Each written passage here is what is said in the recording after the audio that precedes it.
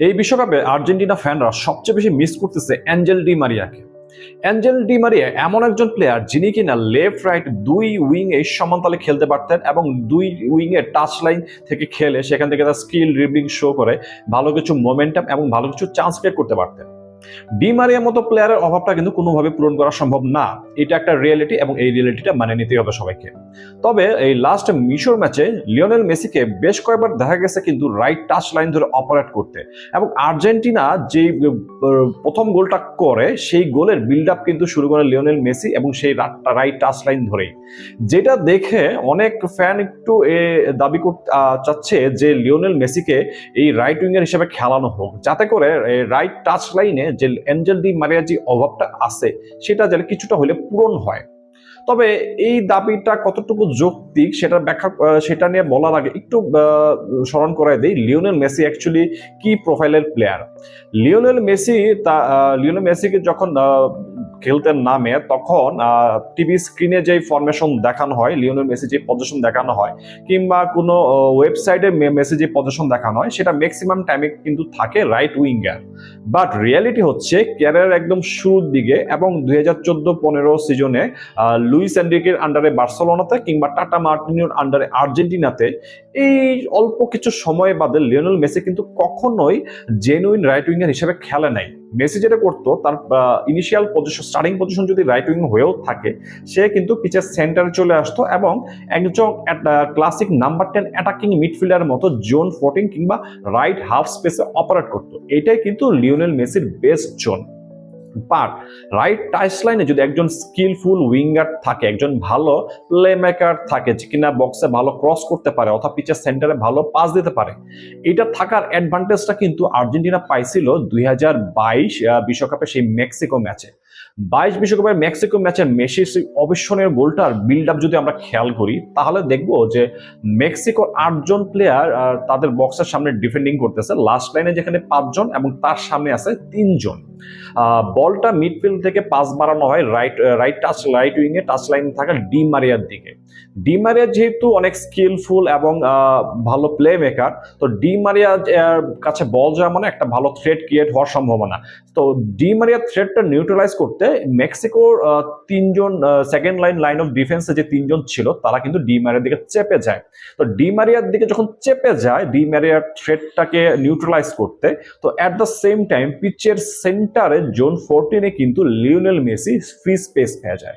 Di Maria সেই free স্পেসে থাকা মেসিকে খুব ভালোভাবে নোটিশ করেন এবং মেসিকে দারুণ একটা গ্রাউন্ড পাস দেন এবং সেই পাসটা পেয়ে কিন্তু লিওনেল মেসি মুহূর্তের মধ্যে সেই অবিস্মরণীয় শটটা নেন এবং আর্জেন্টিনাকে খাদের কিনারা থেকে বাঁচান। এখানে সিচুয়েশন যেটা হয়েছে যে রাইট টাচ লাইনে ডি মারিয়ার প্রেজেন্সের কারণে সেখানে একের অধিক প্লেয়ারকে মেক্সিকোর পুশ করতে হয়েছে যাতে ডি মারিয়ার রাইট টাচ লাইন থেকে কোনো স্পেস ক্রিয়েট করতে না পারেন, ভালো করে পাস বাড়াতে না পারেন। এখানে ডি মারিয়ার প্রেজেন্সের কারণে কিন্তু পিচের সেন্টার একটা ফ্রি স্পেস ক্রিয়েট হয়েছিল এবং সেখান থেকে কিন্তু লিওনেল মেসি গোলটা দিছিল। এখন আর্জেন্টিনা যদি মেসিকে যদি রাইট টাচ লাইনে পাঠানো হয় তাহলেও কিন্তু same type of scenario create হবে এবং এটা কিন্তু হয়েছে। মেসি টাচ লাইনে খেলা মানে মেসিকে মার্ক করতে মিনিমাম 2 জন সেই টাচ লাইনে প্রেজেন্স থাকা। এখন মেসিকে একজনকে দিয়ে মেসিকে মার্ক করা সম্ভব না, 2 জন লাগবেই।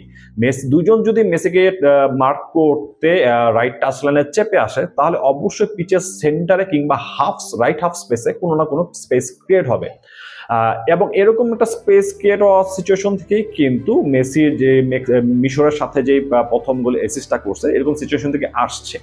বাট তখন আসলে সিচুয়েশনটা কিরকম ছিল এবং কেন মেসিকে রাইট উইংয়ে পাঠানোটা সবসময়ের জন্য ওয়াইজ ডিসিশন না। যেটা বললাম, মেসির ন্যাচারাল প্লেইং স্টাইল হচ্ছে ক্লাসিক নাম্বার 10 অ্যাটাকিং মিডফিল্ডার যে কিনা একটা ফ্রিডম নিয়ে খেলবে, তার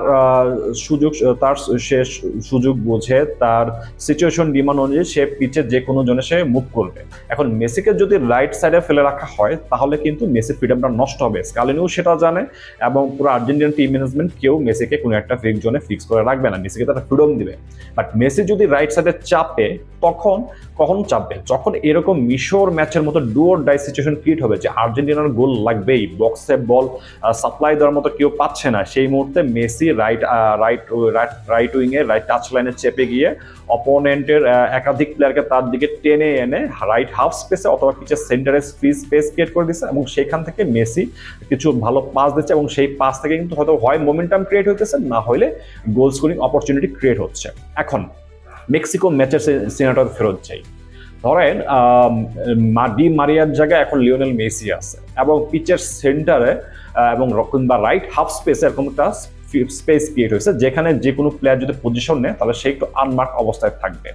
এখন এইরকম জোনটায় মেসির জন্য আইডিয়াল জোন, কারণ মেসি এরকম রাইট হাফ স্পেসে বল পাইলে সেখান থেকে সে কিন্তু ড্রিবলিং করা শুরু করে, একটু কাটিং করে বক্সের শট নেয় বক্সের বাইরে থেকে, কিংবা সেখান থেকে একটা ভালো লাইন মেকিং পাস দেয়, এবং এই পাসটা দেওয়া কিংবা একটা ভালো শট নেওয়া কিংবা ড্রিবলিং করে কাটিং করে ঢুকা, এটা মেসি এই রাইট হাফ স্পেসে ভালো পারে।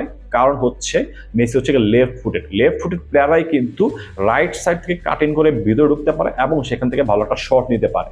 লেফট ফুটেড প্লেয়াররা ওই রাইট হাফ স্পেসে শট নিলে কেন বেশি ইফেক্টিভ হয়, কারণ সে যখন লেফট ফুটের শট নিচ্ছে সেই বলটা কিন্তু কাট করে গোল পোস্টের দিকে আসতে থাকে।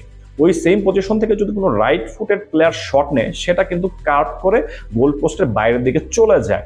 সো ইনসুইং শট নেওয়ার জন্য রাইট হাফ স্পেসে কিন্তু একজন লেফট ফুটেড প্লেয়ারের প্রেজেন্স থাকা জরুরি।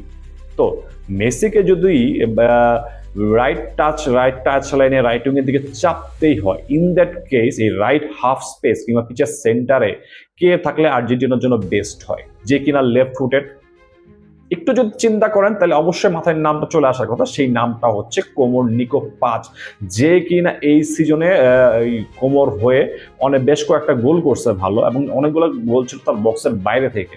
সো মেসিকে রাইট সাইডে চাপাইতে হইলে সেই টাইমে অবশ্যই নিকো পাজকে পিছে লাগবে, এবং যে নিকো পাজ এবং মেসিকে একসাথে কিভাবে টিমে সেট করা যায় এইটারও কিন্তু একটা এক্সাম্পল হচ্ছে মেসিকে টাচ লাইনে পাঠানো এবং পিচের সেন্টারে কিংবা রাইট হাফ স্পেসে নিকো পাজকে পজিশন দেওয়া। সেম কাজটা নিকো পাজকেও করানো যায়, যে নিকো পাজ যদি রাইট সাইডে চেপে যায় এবং মেসি যদি পিচের সেন্টারে কিংবা রাইট হাফ স্পেসে পজিশন নেয়, তখন মেক্সিকো ম্যাচে ডি মারিয়া মেসি কম্বিনেশনে যেরকম গোল আসছিল কিংবা একটা মোমেন্টাম ক্রিয়েট হয়েছিল, এরকম মোমেন্টাম ক্রিয়েট করা কিন্তু সম্ভব। সো মেসিকে তখনই টাচ লাইনে পাঠানো যাবে যখন হচ্ছে নিকো পাস পিছে থাকবে, এবং মেসি এবং নিকো পাসকে একই সাথে পিছে সেট করতে হইলে এই কম্বিনেশনটা খুবই জরুরি।